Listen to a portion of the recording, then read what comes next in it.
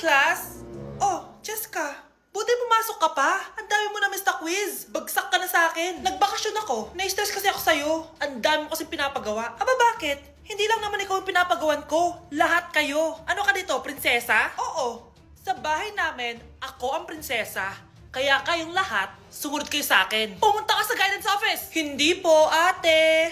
You go to the principal's office. Tandaan mo, kami ang nagpapasahod sa'yo, di ba? Ano nangyari kay ma'am? Hala si ma'am! Ang ganda-ganda ko na naghanap ka pa ng iba. Hala, heartbroken ata si Cheska. This sir, feeling main character kasi. Tumatawa ka? Masaya kayo, ha? Kapag heartbroken ako, bawal magmasaya. Eh ano naman kung heartbroken ka? Paki namin. Oh, come on, Samantha. Hindi mo pa naman na-experience sa magka-jowa. Kasi walang nagkakagusto sa mukhang yan. Hi! Ako pala si Scarlett. Bago lang ako dito. Oh, paki ko. Tsaka tanggal mo nga yung makeup mo. Dapat ako lang yung maganda dito sa school. Sino ka ba para utusan ako? Feeling main character? Kadiri? Anong sabi mo? Mag-sorry ka sa akin! Sorry! Not sorry. Tsaka mukhang asin kapag may ibubuga ka na. Nakahanap din ng katapat si Cheska. Walang yatong babaeng to. Ako ang main character dito sa school. Bye! Humanda ka sa akin. Okay, class. Magdi-discuss ako. Makinig kayo sa akin, ha? Oh, grabe. Ang ganda ko talaga. Masaya na naman siya oh. Humanda ka sa akin. Ah, ma'am, di ba po bawal mag-makeup kapag oras ng klase? Si Scarlett kasi nagme-makeup po. Lu, pero pag ikaw pwede? Gusto. Ay, oo. Mamaya na yung makeup na yung Scarlett, ha? Makinig ka sa akin. Aw, di na siya makakapag-retouch. Okay, class. Dalawa ang naka-perfect sa exam natin. Si Cheska. Expect ko naman na perfect ako eh. At si Scarlett.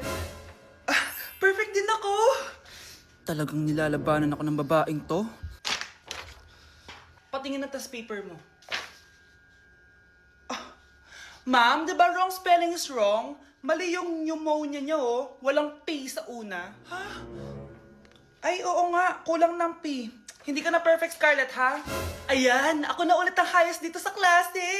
Kontrabida talaga tong si Samantha sa buhay ko. Bakit di nagre-reply yung jowa ko? Saan na ba yun? Tagal naman ni Scarlett. Saan na kaya yun? Hi, Miguel! Oh, Samantha, samahan mo naman ako sa kantin. Libre kita. Di pwede. Hinihintay ko yung jowa ko. Ha? Nasaan na ba yun? Yay! Sasamahan mo ako!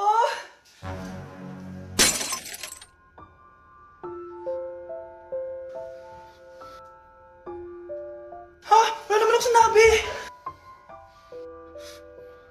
Scarlett? Mainis ka lang, dapat lang sa'yo. Lahat na lang kinukuha sa akin ni Samantha. Ibubunyag ko na yung sikreto ng pamilya niyo. Anak, sigurado ka na bang itutuloy mo yung pagpunta mo sa ibang bansa? Huwag ka na malungkot, Nay. Kailangan ko magtrabaho doon para sa inyo ni Kyle. Ate, mamimiss ka namin. Basta anak ha, palagi ka mag-iingat doon. Kapag inaabuso ka nila, tawagan mo lang ako. Ano ka ba, Nay? Think positive lang tayo, ha? Sige na, baka malate pa ako sa flight ko. Bye-bye na, mamimiss ko kayo. Bye, anak. Nay, tumatawag si ate. Talaga? Hello, anak. Kamusta ka na? Nay, nakuha ko na sweldo ko. Nagpadala pala ako sa inyo, ha? Kumain kayo sa labas. Salamat sa binigay mo, anak, ha? Okay ka lang ba? Kapag may problema ka, tumawag ka lang, ha? Opo, Nay. Mababait yung mga amo ko. Huwag ka mag-alala. Nay, may pinadala si ate oh. Nakamaleta pa. Surprise, Nay! Mga damit at sapatos yan para sa inyo. Siyempre, may chocolate din. Naku anak, nag-abala ka pa. Pero salamat ha. Sana inipon mo na lang yung pinanggas mo dito. Okay lang, Nay. Tinaasan nga nila yung sweldo ko kasi magaling daw ako maglinis ng bahay. Sige anak, galingan mo palalo ha. Wow, ang daming laman! Bakit di sumasagot si Scarlett? Baka busy. Anak, tumawag na ba ate mo? Ilang araw na siyang di tumatawag ah. Nay, may tumatawag. Ay, salamat sa Diyos, tumawag na. Hello anak. Nay, may pinadala ulit sa ate. Ang bigat. Ano? Anong nawawala? Ano kaya naman nito? Hello? Hello?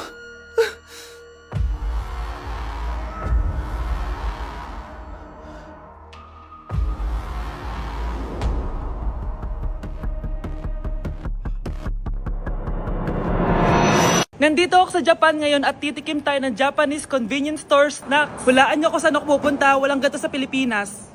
Grabe, the best talaga ang 7-Eleven sa Japan. Parang lahat ata ng gusto mong bilhin nandito na. Sobrang dami! Let's try this, oh. Ano kaya to? Mukha siya mochi. So, let's buy. Oh, may brulee sila, guys, oh. Siyempre, add to cart. Parang sikat din to. Kainin natin, guys. Tara, add to cart. Yakult ba to? Ang laki ng Yakult nila dito, oh. Add to cart. May Japanese, oh. Arigato. Tikman na natin. Una natin titikman itong pudding.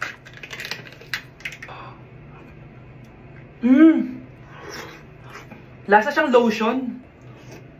Lasang lotion na! I'll give it 6 out of 10. Next, chips na lasang spinach pizza. Parang maanghang siya. Kalasa nga, guys. Sarap. 7 out of 10 to. Kamay. Sa mga drinks naman, so first, ito. Alam niyo yung sa Kmart, yung banana na nalagay ko dyan. Ganun yung lasa niya, pero hindi masyadong matamis. So, 7 out of 10. Favorite. Next, ito guys, super cute na ito, kaya kinuha ko. So, parang siyang mochi. Pero di ko alam kung ito, wala kasi siyang English subtitle. Ang cute niya! Tapos amoy sabon. Alam mo yung Kojic, ganun. Ganun yung amoy niya. So, ito yung itsura niya. Candy ata to eh.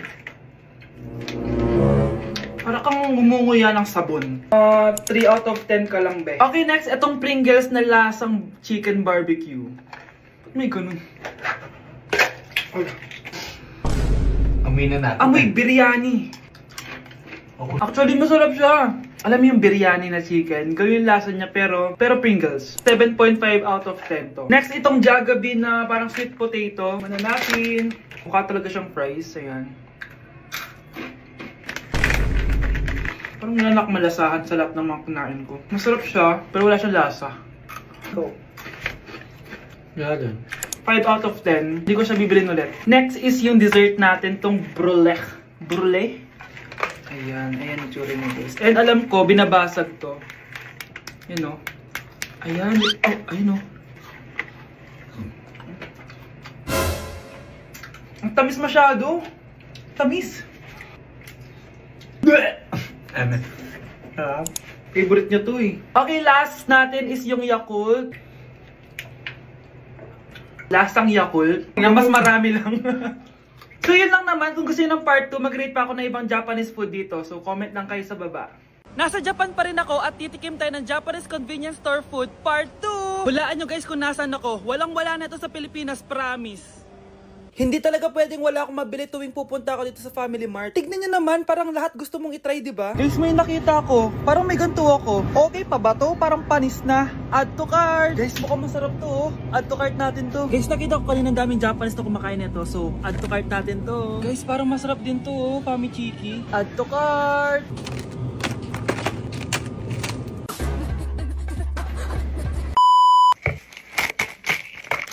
Tikman na natin! Una natin titikman na itong mukhang baya. Bakit kaya ganito kulay niya? Ito yung amoy niya, amoy mani. Unang kagat. Masarap siya pero lasa siyang mani. Oo eh. Masarap siya. Sarap siya. 7 out of 10 to. Next natin tong Pamichiki. Tignan nyo guys, grabe. Walang buto to ah. The best! Pupunta talaga ako ng Japan para lang dito. Buhay ko out of 10 to guys. Next, mag-drinks muna tayo. Sarap. Wala akong masabi. Ang sarap niya. 10 out of 10 to sa akin. Ang daming Japanese na kumakain nito kanina. So, try na natin kung masarap ba talaga. Simple natikman. Parang siya marshmallow. Ayos din yan. Masarap siya pero medyo matamis siya. Mahilig sa matamis. Sarap! Okay. Next natin itong palaging kinakain ni Honey Bunch. So para siyang pandesal na may feeling sa loob. Dami pala niya. May laman siya guys. You know? Masarap siya pero wala siyang lasa. O yun naman, magko-comment na naman masarap pero walang lasa eh. I'll give it 7 out of 10. Next natin tong parang mushroom na parang chocolate din. Next natin tong ganito yung itsura niya.